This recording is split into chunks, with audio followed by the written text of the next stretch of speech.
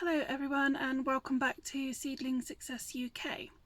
Today we are going to talk about the difference between dig and no dig gardening, and the first question that I think a lot of people want to know is, do you need to follow either method 100%, or can you actually take parts from each, or even start as a dig gardener and change to a no dig? And the answer to that is absolutely, we can change. We can take different philosophies, we can take different parts of our plot even, and certain areas you might think, well, you know what, that's actually not too difficult, let's do that as no dig, and then have areas that no dig just doesn't seem to work and it's not going to be as easy to achieve and accomplish, and therefore in that area you're going to dig. One of the misconceptions with no dig gardening is that when we are doing no dig that we actually can't put any spade into the garden or fork and get anything out, in which case, you know, how can you harvest your potatoes and things like that. So as much as it's called no dig gardening, in reality what we're trying to do is disturb the soil as minimally as possible. We're doing this in order to keep the soil health as best as possible, by keeping the organisms within the soil healthy and happy and fed. By adding our organic matter onto the top of our soils rather than digging them in, we're allowing the soil life to pull down those nutrients and bring down the compost or manure or whatever it is that you've added the organic matter onto the top, and feed the layers below. So we're not actually disturbing it, but that feed is still going to get down. One of the other things is, usually with a no dig garden, you don't need to feed those plants throughout the year. There is enough nutrition within the soil, even though the same amount of compost or organic matter has been added. When we talk about a dug garden, we're usually talking about removing the top layer of grass and then either digging one fork or spade depth, or digging the first off. So double digging is where you remove the top layer and then you loosen the subsoil. This is to help with drainage, and also you'll be adding in manure and other organic matter into the top layer and turning it over. This is then usually left over winter for the manure and the layers to break down, and for any soil life that's there to be incorporating it and to be left with a finer soil on the top when come spring, when you want to plant your seeds.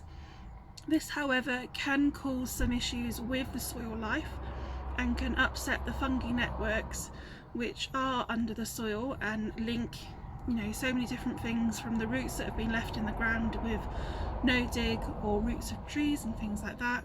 So that's something we need to take into consideration when we dig, of the impact it actually has. No dig is often a very expensive endeavour according to a lot of people, but doesn't need to be. So when we're doing no dig, we have an option of either using 6 inches of compost, or a double or triple layer of cardboard followed by 2 inches of compost.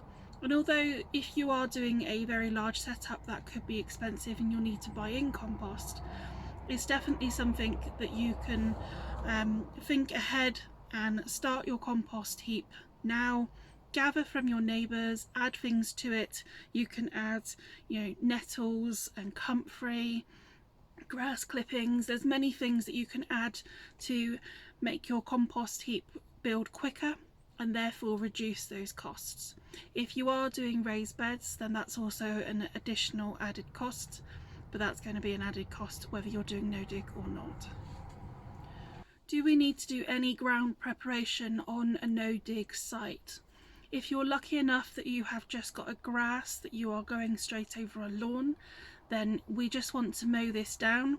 If you've got weeds, then we want to also mow this down, remove any of those weeds, don't leave them strewn on the floor, because that's just going to give a habitat for slugs and things like that. And if you've got woody perennial weeds such as brambles or docks, then that is something that you are going to want to dig out first as best as you can. And after that we can just carry on as we were before with the layers of cardboard and compost. Now, it doesn't mean that you're not going to get any weeds. There are absolutely weeds to deal with no dig, but what they are is hugely reduced and they are weakened. So what you'll find is things like dandelions, you'll just be able to pull them out as you see them. Any weeds that are blown into the area, you can just hoe off very easily. And if there are perennial weeds that come through, then yes, absolutely, go in there, lightly dig them out and then cover them back over. But by keeping on top, what you will find is that it is a lot easier and a lot quicker to deal with than a dug soil in my experience.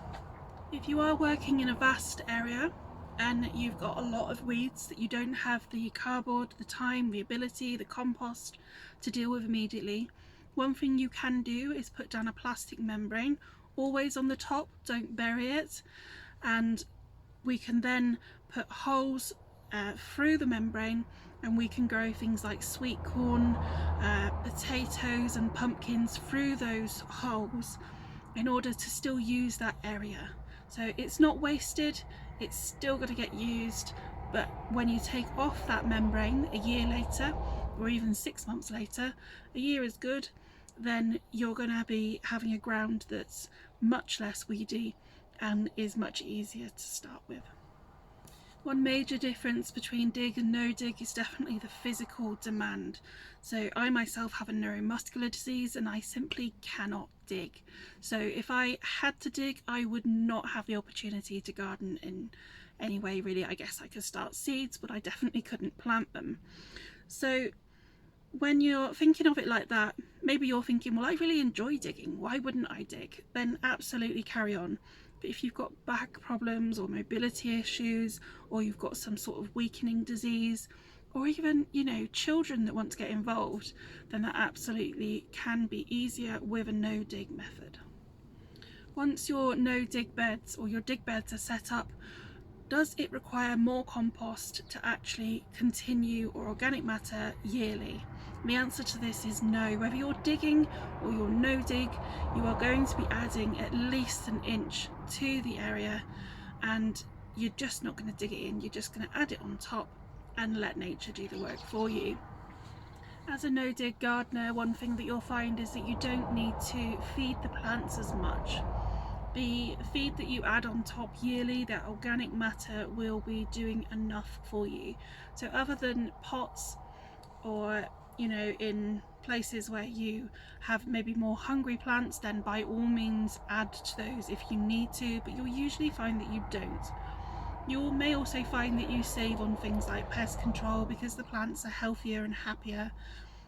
Given the correct spacings, it does make a difference. So in conclusion, I would say do what's best for you. If you have a disability or you have a reason that digging is difficult, then by all means have a go at no dig. If you're not sure and it seems a bit far-fetched, maybe you've always used traditional methods, then by all means have 2 beds side by side and see the difference between them. Have a go. If it's just not for you, then it's not for you, and by all means carry on with digging and within the usual method that you use.